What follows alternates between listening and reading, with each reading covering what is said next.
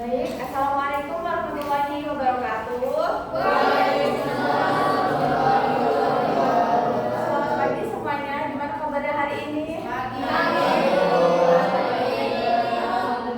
Jadi sebelum kita mulai pelajaran pada hari ini, alangkah baiknya kita berdoa ya. Tapi berdoanya dalam hati aja, biar lebih private antara kita sama Allah. Kita memohon kemudahan belajar, memohon kemudahan rezeki, memohon kemudahan dalam menjalani hari ini. Amin. Berdoa mulai.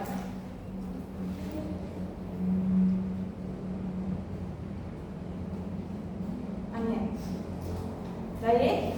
Sebelum ini materinya apa ya? Ada yang masih ingat nggak? Kita membahas apa sebelum kita membahas materi pada hari ini? Ada berapa Nabi Ulul Azmi? Coba sebutkan. 5.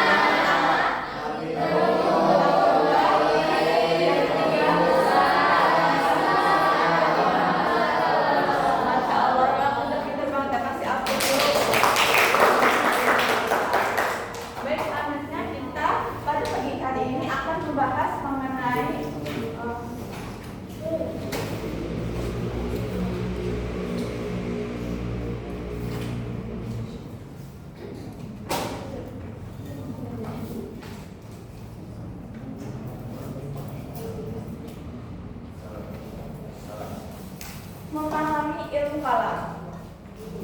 Kenapa sih kita harus memahami ilmu kalam? Kenapa kita harus belajar ilmu kalam? Nah, kita akan bahas pada pagi hari ini. Tapi tenang aja, kita membahas juga nggak terlalu mendalam, masih basic-basicnya aja.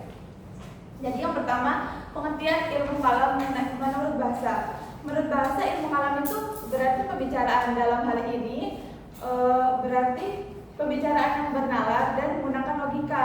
Sedangkan menurut istilah, ilmu kalam adalah suatu ilmu yang membahas tentang ketuhanan yang menggunakan argumentasi, logika, dan filsafat. Selanjutnya, yaitu dasar pembahasan ilmu kalam. Yang pertama adalah Al-Quran, karena sudah pasti ya, kita umat Islam, dasar pertama yang kita pegang adalah Al-Quran. Salah satunya terdapat pada Quran Surat Al-Ikhlas ayat 1-4. Pasti semuanya bisa kan? Triple ini. Satu aja Al-Ikhlas, yuk kita bareng-bareng. Bismillahirrahmanirrahim.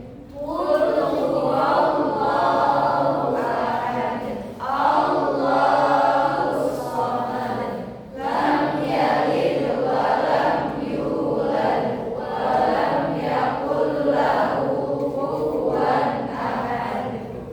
Ya, jadi artinya dari Quran surat ini, yang pertama, katakanlah dialah Allah yang Maha Esa. Yang kedua, Allah adalah Tuhan dan kepadanya lah kita bergantung. Selanjutnya, dia tidak beranak dan tidak pula diberanakan dan tidak ada sesuatu apapun yang setara dengan dia. Jadi dengan arti surat tersebut sudah jelas ya bahwa ayat-ayat ini tuh menjelaskan tentang keesaan Allah, bagaimana identitas dari Allah. Terus selanjutnya yaitu hadis. Hadis yang mendasari tentang ilmu kalam. Jadi ada suatu hadis yang diriwayatkan oleh Muslim dari Umar radhiyallahu anhu berkata, suatu saat ketika kami duduk di sisi Rasulullah, ada seorang pria yang datang. Pria itu berbaju sangat putih dan berambut sangat hitam. Dari kami tidak ada yang mengenal dia dan tidak ada tampak perjalanan jauh darinya. Lalu pria itu datang dan duduk di hadapan Rasulullah. Ia berkata, "Ya Muhammad, beritakanlah kepadaku apa itu Islam." Rasulullah bersabda, "Islam adalah ketika engkau bersaksi tiada Tuhan selain Allah dan engkau bersaksi bahwasanya Nabi Muhammad adalah utusan Allah. Kemudian engkau mendirikan sholat, menunaikan zakat, berpuasa di bulan Ramadan dan engkau berhaji apabila mampu." Lalu orang tersebut kembali menjawab, "Anda benar." Karena itu sahabat bingung. Lah, dia yang bertanya, dia juga yang menjawab. Lalu pria tadi kembali bertanya, "Lalu beritakanlah kepadaku apa itu iman." Rasulullah menjawab, "Iman adalah ketika engkau percaya kepada Allah, engkau percaya kepada malaikat-malaikat Allah, kitab-kitab Allah, rasul-rasul Allah, hari kiamat dan takdir." Lalu orang tersebut kembali berkata, "Anda benar." Lalu orang tersebut kembali berkata lagi, "Lalu beritakanlah kepadaku apa itu ihsan." Rasulullah menjawab, ihsan adalah ketika engkau beribadah seolah-olah Allah melihat engkau, dan ketika engkau tidak melihat tapi Allah melihat. Lalu dia berkata lagi, Anda benar. Lalu dia bertanya lagi, beritahukanlah kepadaku tentang hari kiamat, tentang kapan terjadinya hari kiamat. Rasulullah menjawab, yang bertanya tidak lebih tahu dari yang ditanya. Terus dia bertanya lagi, beritahukanlah kepadaku tanda-tandanya. Rasulullah bersabda, ketika seorang budak melahirkan tuannya dan manusia berlomba-lomba untuk meninggikan bangunan. Lalu pria tersebut terdiam sejenak dan pergi. Lalu Rasulullah bertanya kepada sahabat, tahukah engkau siapa yang bertanya? Lalu sahabat menjawab, Allah dan Rasulullah yang lebih mengetahui. Lalu beliau kembali lagi bersabda, dia adalah Jibril yang datang kepada kalian untuk bermaksud mengajarkan agama.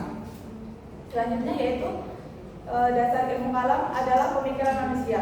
Sudah jelas ya bahwasannya ilmu kalam itu ilmu yang menggunakan logika, menggunakan akal. Jadi ya udah tentu basic dari ilmu kalam ini adalah pemikiran manusia. Dan terakhir insting. Jadi manusia itu punya sifat alami, naluriah untuk mengetahui kayak siapa itu Tuhannya. Kan pada zaman dahulu kan orang-orang kan kayak menyembah berhala, menyembah matahari, menyembah bulan. Nah dari situ juga yang menjadi akar kenapa kita harus belajar ilmu kalam. Terus selanjutnya yaitu ruang lingkup ilmu kalam.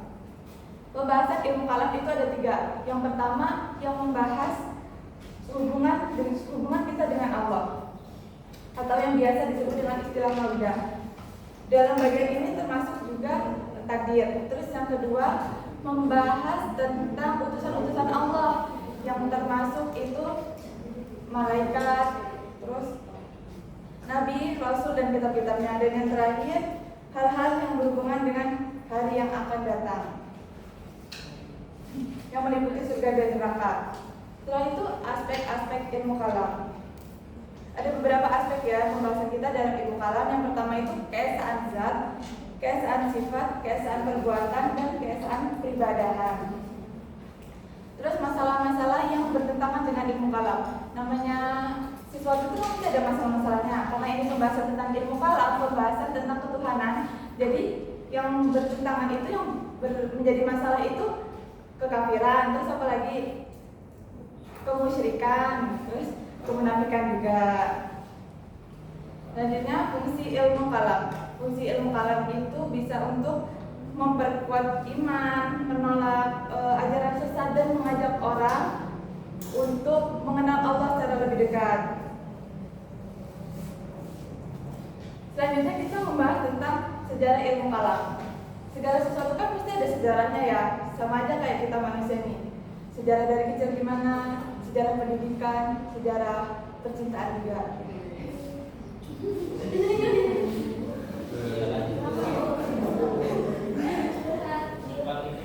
Iya iklan dikit ya, gak terlalu tegang kayaknya. Pembahasan kali ini emang agak berat ya, jadi ya mudah-mudahan kita semua dapat mengerti sedikit-sedikit. Sehingga kita bisa mengambil hikmah dari apa yang kita pelajari pada pagi hari ini. Latar belakang ilmu kalam. Sejarah ilmu kalam. Jadi pada zaman Rasulullah SAW itu masih di Mekah, beliau itu hanya mempunyai jabatan sebagai kepala agama atau biasa kita sebut dengan ustadz saja. Nah untuk beliau hijrah ke Madinah, beliau itu mempunyai tambahan jabatan yaitu sebagai kepala pemerintahan. Nah beliau itu mendirikan partai politik yang sebelumnya belum ada di Madinah, dan itu menjadi pencetus awal ya partai politik yang ada di Madinah. Lalu setelah Rasulullah wafat, beliau itu digantikan oleh Khulafaur Rasyidin. Siapa yang tahu Khulafaur Rasyidin siapa aja? Ada 4. Abu Bakar, Umar, Utsman ini.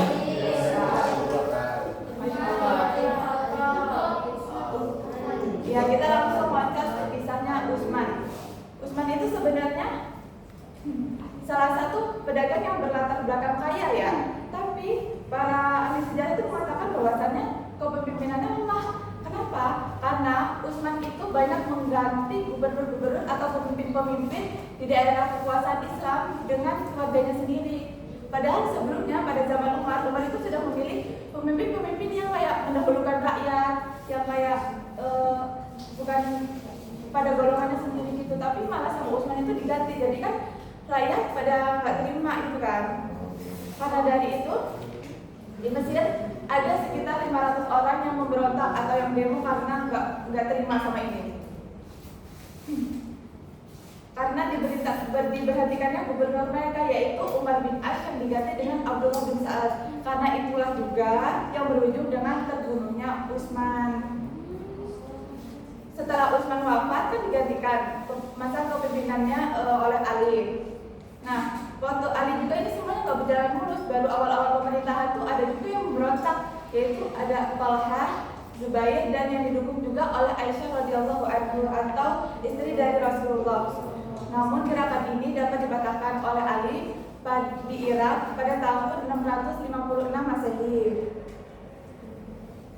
Dan pada peristiwa ini juga Talhah dan Zubair mati terbunuh, sedangkan Aisyah itu masih hidup lalu dikirim kembali ke Mekah karena peristiwa ini kan terjadi di Irak ya. Tak cuma di sini, tantangan berikutnya muncul juga dari Muawiyah atau gubernur di Damaskus, karena Muawiyah ini masih kerabatnya Utsman. Tadi kan diganti kan sama Utsman itu sama kerabat-kerabat dekatnya pemimpin di daerah kekuasaan Islam itu. Dia tidak mengakui Ali sebagai khalifah dan dia menuntut Ali untuk menghukum para pembunuh Utsman. Bahkan ia menuduh Utsman itu campur tangan. Utsman itu ikut campur pada pembunuhan Utsman. Enggak. Gimana sih? Ia menuntut kepada Ali supaya Ia menuntut kepada Ali supaya menghukum para pembunuh Utsman. Bahkan ia menuduh Ali turut ikut campur soal pembunuhan Utsman. Seorang pemberontak di Mesir yang datang ke Madinah dan kemudian membunuh Utsman adalah Muhammad ibnu Abu Bakar yang tidak lain adalah anak angkat dari Ali. Makanya dari itu si Muawiyah ini berspekulasi bahwasannya si Ali itu dia ikut campur tangan karena emang itu tuh kerabat dekat anak angkatnya. Habis itu pada kenyataannya Ali itu tidak mengambil tindakan keras terhadap pemberontak itu, malah Ali itu mengangkat Muhammad ibnu Abi Bakar ini yang tadi membunuh Utsman itu sebagai gubernur di Mesir. Karena inilah terjadi pertempuran ya antara pasukan Ali bin Abi Thalib melawan Muawiyah di Siffin. Pada saat pertempuran itu Muawiyah terdesak dan ia itu menyuruh tangan kanannya yaitu Amr bin As untuk mengangkat Al-Quran sebagai penanda perdamaian. Ya, mereka itu udah nyerah gitu. Nah, sebagian dari pasukan Ali itu ada yang menolak, ada juga yang menerima ajakan tersebut, tapi Ali memutuskan untuk menerima.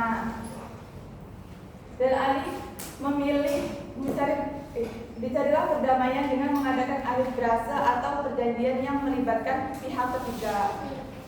Sebagai mediator diangkatlah dua orang yaitu Amr bin As atau tangan kanannya Ali tadi dan tangan kanannya Muawiyah dan Abu Musa al-Asy'ari dari pihak Ali.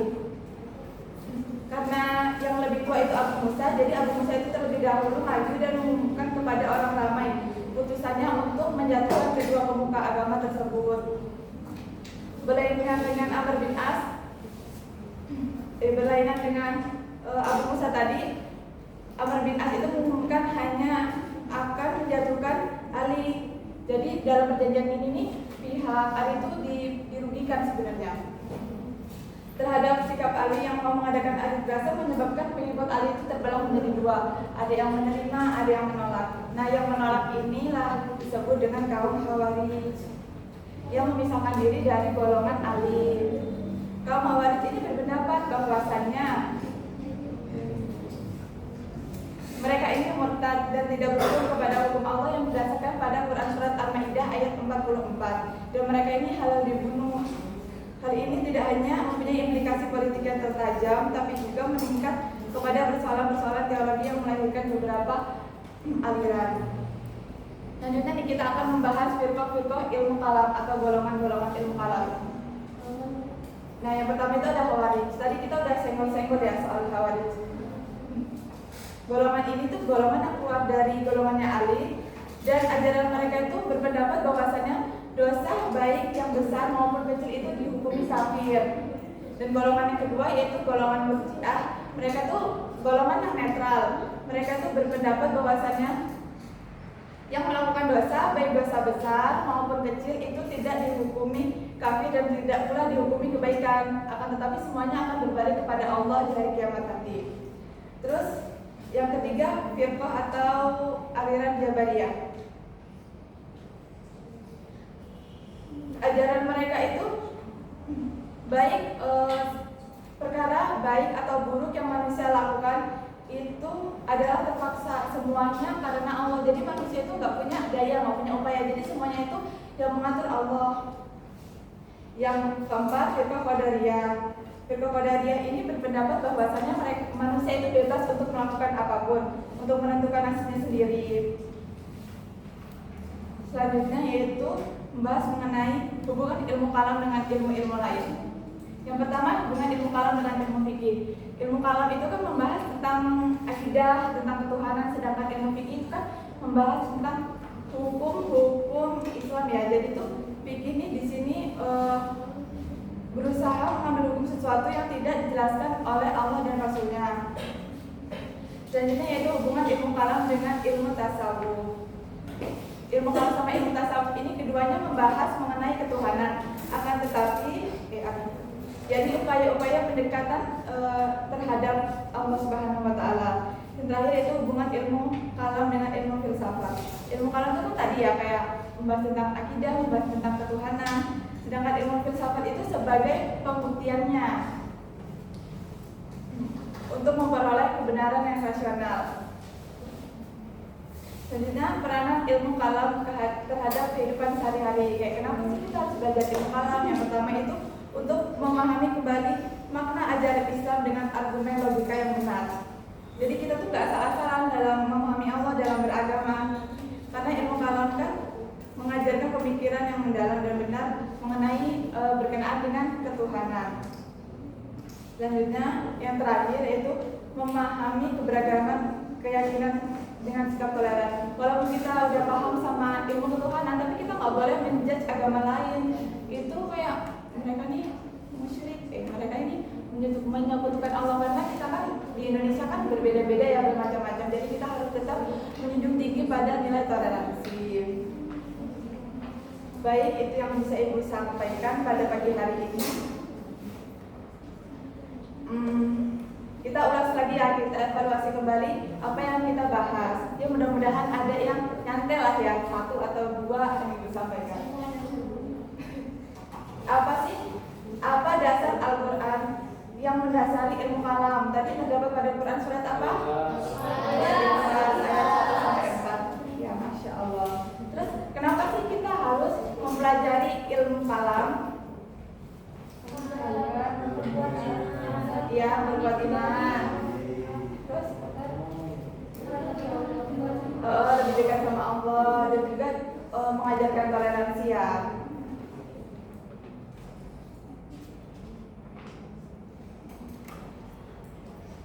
Jadi kesimpulannya, ilmu kalam yakni ilmu yang membicarakan bagaimana menetapkan kepercayaan keagamaan, terutama soal agama Islam, dengan bukti-bukti yang yakin. Sedangkan ilmu kalam itu berfungsi sebagai ilmu yang mengkokohkan dan menyelamatkan keimanan pada diri seseorang yang tersesat. Baik, cukup sekian yang dapat Ibu sampaikan. Paham kan kurang lebihnya? Insyaallah.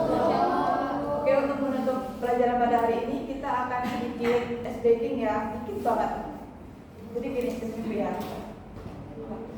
Temu kagem, singkat saja, paham.